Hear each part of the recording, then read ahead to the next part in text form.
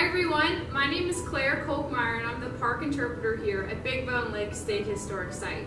For today's recreation station, we're going to be exploring some of the Pleistocene megafauna that once roamed Big Bone Valley, just like our friend Harlan. Let's get started. This is our bison antiquus, or ancient bison. While similar in appearance to today's bison, the bison antiquus would have been about 15% larger than modern bison. He would stand about 8 feet tall, weighing upwards of 3,500 pounds, and have a horn span that's tip to tip of about 3 feet. The American mastodon is one of the most famous megafauna to come out of Big Bone Valley. Unlike today's modern elephants, the mastodon has very small ears and forehead that are covered in thick brown hair. The American mastodon would stand between 8 and 10 feet tall, weigh up to 12,000 pounds, and the males would have tusks up to 8 feet long. The Columbian mammoth was another one of the more famous megafauna to be found here at Big Bone Lake. The Columbian mammoth would have stood upwards of 13 feet tall, weighing about 22,000 pounds, and supported 14 feet long tusks, one of the largest mammoth species to exist. While the American mastodon and the Columbian mammoth may look somewhat similar in appearance, their diets were very different. The Columbian mammoth, with its flat, ridge-like teeth, was a grazer, meaning it primarily fed on grasses and sedges in the open grassland setting if preferred.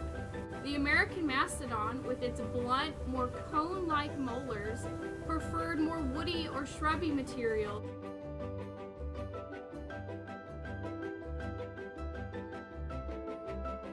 The Harlan's ground sloth, one of the smallest ground sloth species to be found here at Big Bone Lake, would have stood around 9 feet tall when he stood on his back legs, weighed around 2,200 pounds, and used those long claws to reach up into trees to grab its food. Some of our other megafauna include the woodland muskox, the giant stag moose, and the complex toothed horse. The reason all of these megafauna were drawn here to Big Bone was due to this area's high concentration of natural salt springs. Let's go check them out.